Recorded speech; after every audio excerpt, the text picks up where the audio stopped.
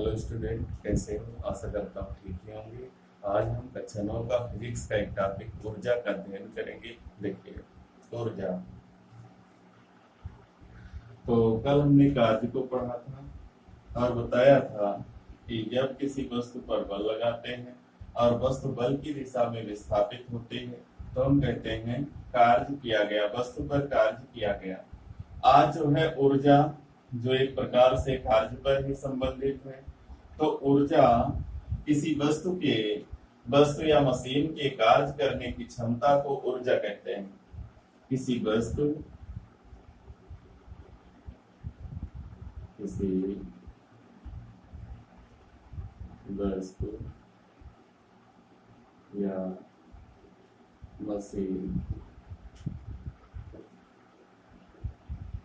के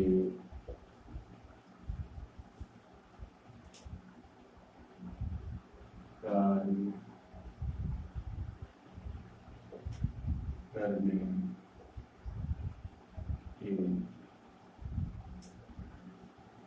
किसी वस्तु या मशीन के कार्य करने की क्षमता को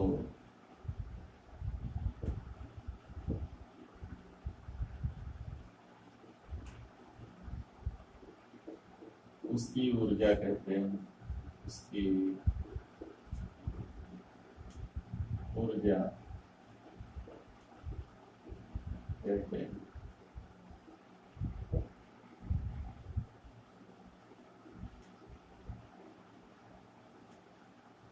तो चूंकि कार्य ही जो है वो ऊर्जा है, तो ऊर्जा का मात्रक कार्य के मात्रक के समान है। ऊर्जा का मात्रक वही है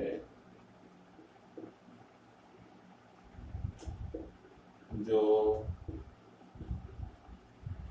कार्य का है।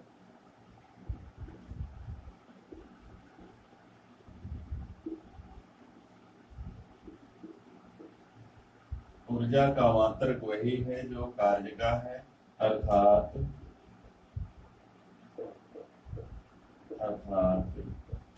ऊर्जा का मात्रक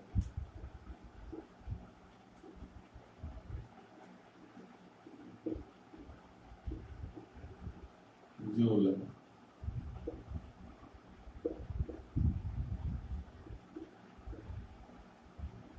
ऊर्जा का मात्रक जूल है। अब इसके बाद है ऊर्जा के विभिन्न रूप। ऊर्जा के विभिन्न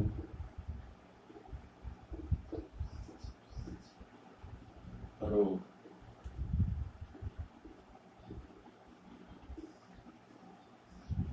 तो ऊर्जा के विभिन्न रूप कौन से हैं? तो ऊर्जा के विभिन्न रूप में हमें सबसे पहले मिलेगा यांत्रिक ऊर्जा। यांत्रिक ऊर्जा किसी मशीन द्वारा प्राप्त ऊर्जा या किसी मशीन की कार्य करने की क्षमता को उसकी यांत्रिक ऊर्जा कहते हैं। किसी मशीन की कार्य करने की क्षमता को उसकी यांत्रिक ऊर्जा कहते हैं। दूसरा है प्रकाश ऊर्जा। प्रकाश ऊर्जा तो जब किसी वस्तु पर प्रकाश पड़ता है तो उसमें कार्य करने की क्षमता उत्पन्न होती है, जिसे हम प्रकाश ऊर्जा के नाम से जानते हैं। जैसे कि सोलर पैनल पर जब सूरज का प्रकाश पड़ता है तो वह जो है कार्य करने लगता है, उससे विद्युत धारा का उत्पादन होने लगता है, जिसे हम प्रकाश ऊर्जा के नाम से जानते हैं। नंबर 3, ध्वनि ऊर्जा। ध्वनि ऊर्जा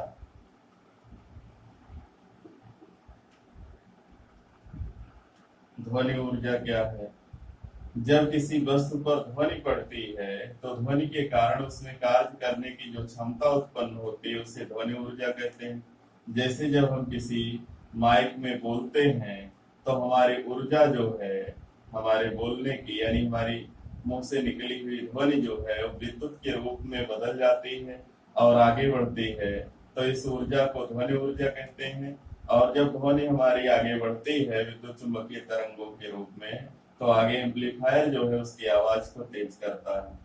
आगे है ध्वनि ऊर्जा के बाद है रासायनिक ऊर्जा। रासायनिक ऊर्जा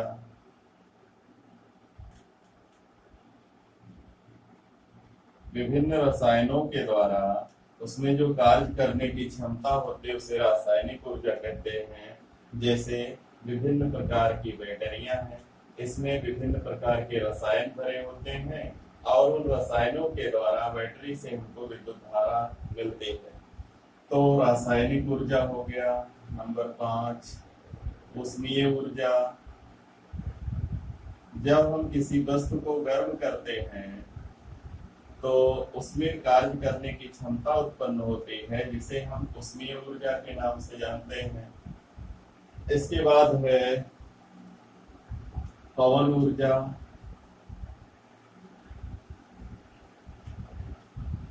पवन ऊर्जा तो बहती हुई वायु को पवन कहते हैं और पवन के कारण, बहती वायु के कारण उसमें कार्य करने की जो क्षमता होती है उसे पवन ऊर्जा कहते हैं। जैसे जहाँ तेज हवाएं जब चलती हैं तो वहां पर एक पवन चक्की का निर्माण करके विद्युत धारा का उत्पादन किया जाता है। इसके बाद है जल ऊर्जा।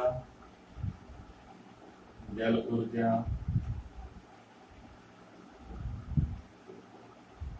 तो बहते हुए जल में भी ऊर्जा होती है, जिसका उपयोग विद्युत धारा के उत्पादन, हमारे घरों में जो विद्युत आती है वो जल विद्युत ऊर्जा ही है। तो जल को बांध बनाकर किसी ऊंचाई वाले स्थान पर एकत्र किया जाता है, फिर उसको धीरे धीरे टरबाइन पर गिराकर विद्युत धारा का उत्पादन किया जाता है, जिसे जल ऊर्जा के नाम से जानते हैं। अब इसके बाद अगला है जैव ऊर्जा। जैव ऊर्जा तो जीवों के अवशेषों के सड़ने से, जलाने से जो ऊर्जा मिलती है उसे जैव ऊर्जा कहते हैं। जैसे गोबर गैस संयंत्र है, इसमें जैव मात्रा, गोबर को जलाने से उससे गैसें उत्पन्न होती हैं और इससे हमें ऊर्जा मिलती है। इसके बाद है सौर ऊर्जा। सौर ऊर्जा तो सूर्य के प्रकाश में एक प्रकार की ऊर्जा पाई जाती है जिसे सौर ऊर्जा कहते हैं। इसका उपयोग सोलर पैनल, सोलर कुकर आदि पर सूर्य का प्रकाश डालकर ऊर्जा के उत्पादन के लिए किया जाता है। सौर ऊर्जा और एक है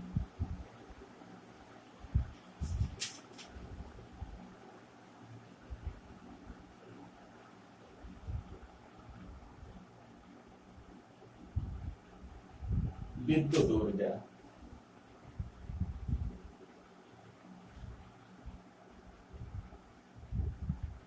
विद्युत ऊर्जा तो विद्युत ऊर्जा से हम सभी परिचित हैं। विद्युत के द्वारा किसी वस्तु में कार्य करने की जब क्षमता उत्पन्न होती है तो उसको हम विद्युत ऊर्जा कहते हैं। और विद्युत ऊर्जा से परिचित है, विद्युत के द्वारा विद्युत के तमाम उपकरण जो है उसको चलाए जा सकते हैं। तो ये 10 प्रकार के ऊर्जा के रूप जो है दिए गए हैं। केवल इनकी हमको एक एक लाइन की डेफिनेशन याद करनी है। यांत्रिक ऊर्जा किसी यंत्र द्वारा कार्य करने की क्षमता को उसकी यांत्रिक ऊर्जा कहते हैं। प्रकाश ऊर्जा, प्रकाश द्वारा जब किसी वस्तु पर प्रकाश पड़ता है तो उस वस्तु में कार्य करने की क्षमता उत्पन्न होती है, जिसे प्रकाश ऊर्जा कहते हैं। ऐसे ध्वनि है, किसी वस्तु पर जब ध्वनि पड़ती है और उसके द्वारा वस्तु के कार्य करने की क्षमता को ध्वनि ऊर्जा कहेंगे। रासायनिक ऊर्जा, विभिन्न रसायनों के द्वारा किसी वस्तु के कार्य करने की क्षमता रासायनिक ऊर्जा कहलाती है। ऐसे उष्मीय ऊर्जा, किसी वस्तु को गर्म करने पर या उष्मा देने पर उसमें जो कार्य करने की क्षमता होती है उसे उष्मीय ऊर्जा ऐसे पवन ऊर्जा, बहती वायु को पवन कहते हैं और पवन के द्वारा जो ऊर्जा प्राप्त होती है उसको पवन ऊर्जा कहेंगे।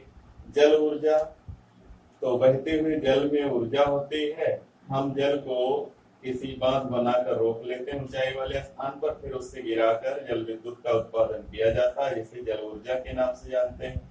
जैव ऊर्जा, विभिन्न जैविक अवशेषों द्वारा प्राप्त ऊर्जा को जैव ऊर्जा कहते हैं। सूर्य द्वारा प्राप्त ऊर्जा को सौर ऊर्जा कहते हैं और विद्युत धारा द्वारा प्राप्त या कार्य करने की क्षमता को विद्युत ऊर्जा कहते हैं। तो इस तरीके से हमने ऊर्जा के विभिन्न रूप पढ़ लिए। अब इसके बाद है टाइप्स ऑफ मैकेनिकल एनर्जी, यांत्रिक ऊर्जा के प्रकार।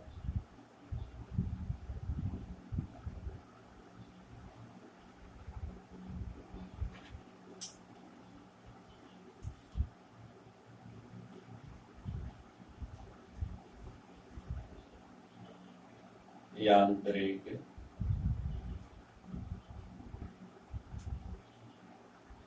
ऊर्जा के प्रकार क्या है? यांत्रिक ऊर्जा,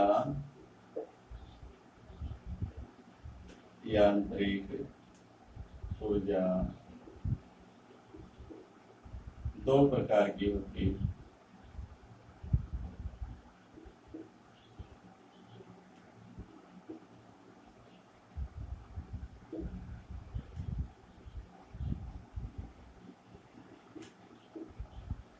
नंबर एक, गतिज ऊर्जा, गतिज ऊर्जा, और नंबर दो, स्थितिज ऊर्जा, स्थितिज ऊर्जा।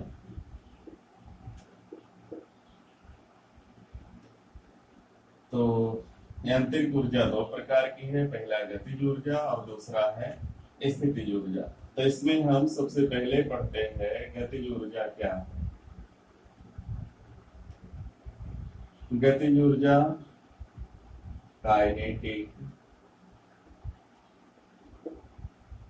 एनर्जी,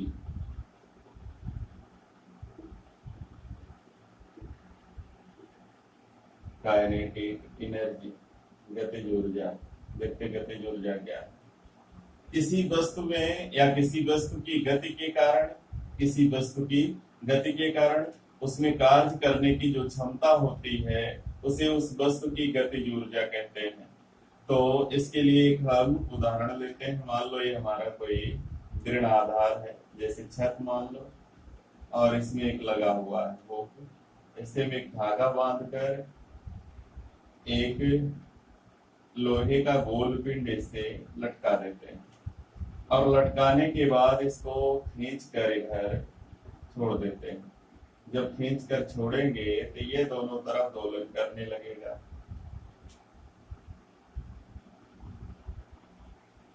साम्य स्थिति के दोनों दोलन करने लगेगा।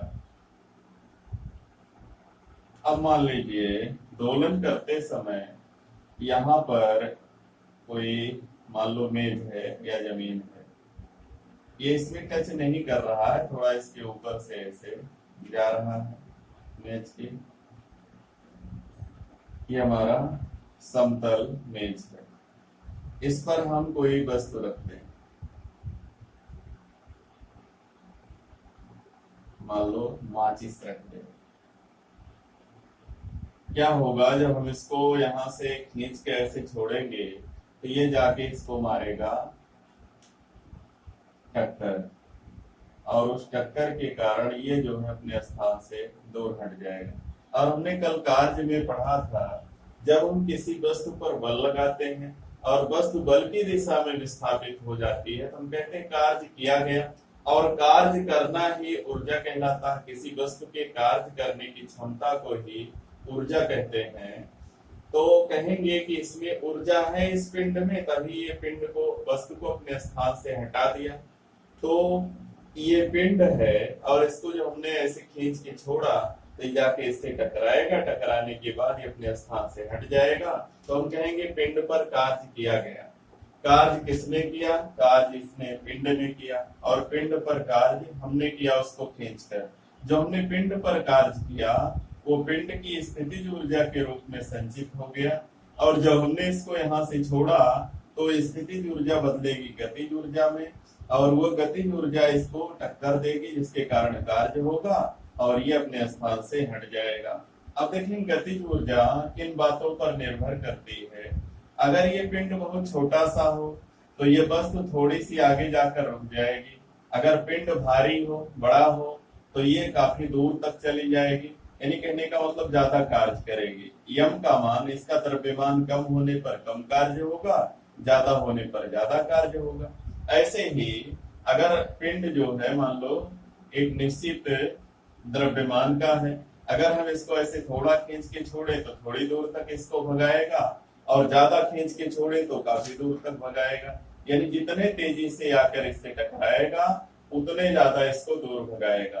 तो जो किया गया कार्य है यानी ऊर्जा है वो इसके द्रव्यमान पर निर्भर करती है और कितने वेग से आ रहा दोनों पर निर्भर करती है। तो देखते हैं जो गतिज ऊर्जा है के, क्योंकि काइनेटिक एनर्जी नाम है इसलिए इसको के से लिखते हैं, ये होगा 1/2 mv², 1/2 mv²। तो यम के और v² दोनों पर निर्भर करता है। इसका सूत्र के बराबर 1/2 mv²। मान ले वस्तु का प्रारंभिक वेग, माना वस्तु का प्रारंभिक वेग u बराबर 0, अंतिम वेग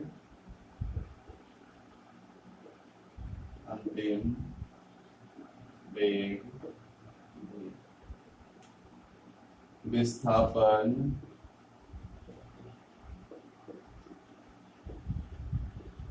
s, विस्थापन s, त्वरण, पिंड में जो त्वरण है वो a है और उस पर लगा बल F है। तो गति के तृतीय समीकरण का प्रयोग करें। गति के तृतीय समीकरण से सूत्र होता है v² बराबर u² + 2as। इसमें u का मान 0 है, v² बराबर 0 का वर्ग + 2as, v² = 2as, v² = 2as। हमने बल वाले में न्यूटन के गति के नियम बल एक पढ़ा था। तो बल F बराबर m × a। तो यहां से a बराबर हो जाएगा F/m। तो अगर इस सूत्र में रखने लाके v² बराबर 2, a के स्थान पर F/m × s। चलो 2 को और m को लाओगे v² में गुणा होगा, 2 इधर गुणा इधर आएगा, भाग होगा। 1/2 mv² बराबर Fs।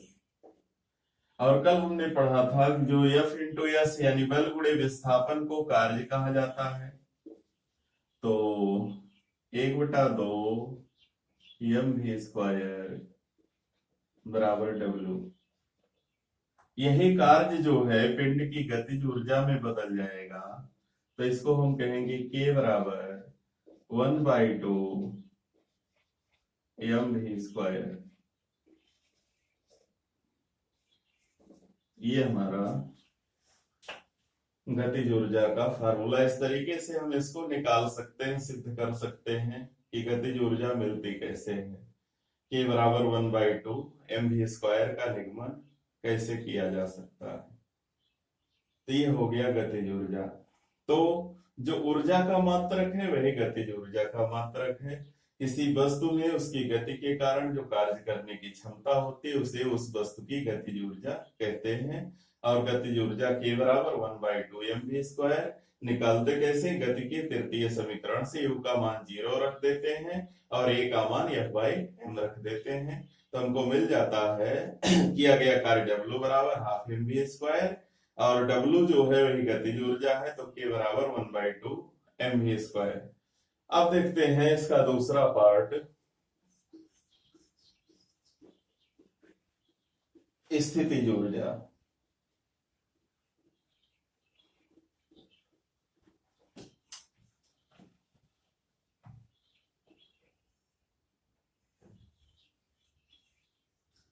स्थितिज ऊर्जा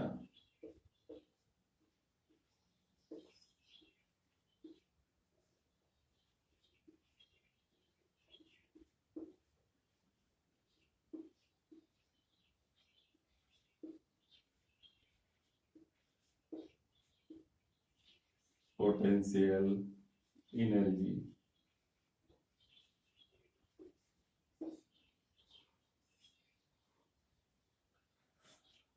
क्या है, किसी वस्तु की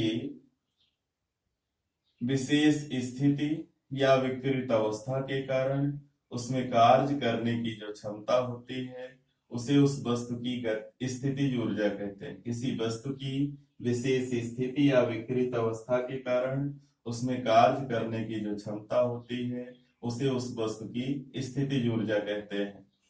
स्थितिज ऊर्जा क्या है, विकृत अवस्था। मान लीजिए एक धनुष है और ये है इसकी स्ट्रिंग, डोरी। तो जब हमें इससे तीर चलाना होता है तो हम क्या करते हैं, इसकी डोरी को यहां से पकड़कर खींचते हैं। और जब खींचते हैं तो इसकी अवस्था जो है विकृत हो जाती है और विकृत हो जाएगी, ये आ जाएगा यहां तक। और जैसे ही हम इसको छोड़ते हैं ये कार्य करता अर्थात तीर को दूर भेज देता है। तो इसकी विकृत अवस्था के कारण इसमें कार्य करने की क्षमता आ गई है और जैसे ही हम इसको छोड़ेंगे ये तीर को दूर भेज देगा अर्थात कार्य कर देगा। तो किसी वस्तु की विशेष स्थिति या विकृत अवस्था के कारण उसमें कार्य करने की जो क्षमता होती है उसे उस वस्तु की स्थितिज ऊर्जा कहते हैं। मान लीजिए कोई एक पिंड है जो पृथ्वी तल से, ये पृथ्वी तल है, इससे h ऊंचाई पर स्थिर है। इसका द्रव्यमान m है और इसका प्रारंभिक वेग u बराबर 0 है। और ये v वेग से यानी यहां से छोड़ा जाता है। ये पृथ्वी के गुरुत्वीय त्वरण g के कारण, पृथ्वी के गुरुत्वीय त्वरण के कारण नीचे की ओर गिरता है और जब पृथ्वी पर पहुंचने वाला होता है तब इसका वेग हो जाता है v और इसका द्रव्यमान m है ही। तो इसका जो स्थितिज ऊर्जा होगा, यहाँ पर ऊपर जो है इसका स्थितिज ऊर्जा अगर निकालें तो स्थितिज ऊर्जा होगी U बराबर mgh, जहां जो m है वो पिंड का द्रव्यमान है, g गुरुत्वीय त्वरण है और h जो है वो पृथ्वी तल से ऊंचाई है। तो स्थितिज ऊर्जा U बराबर mgh।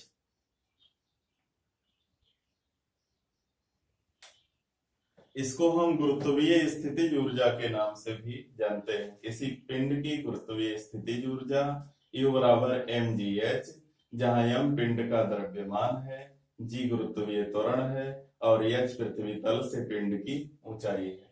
तो यह है पिंड की स्थितिज ऊर्जा। तो ऊर्जा का मात्रक जूल ही है, चाहे वो गतिज ऊर्जा हो चाहे स्थितिज ऊर्जा हो। और यहाँ पर पिंड स्थिर था तो स्थितिज ऊर्जा है, और जब ये तेजी से गिरते हुए यहाँ पहुंच गया, वेग भी हो गया, तो यही स्थितिज ऊर्जा गतिज ऊर्जा में बदल जाती है। यानी ऊर्जा जो है एक रूप से दूसरे रूप में, गति से स्थितिज में, स्थिति से गतिज ऊर्जा में बदलती रहती है, और ये कभी नष्ट नहीं होती है।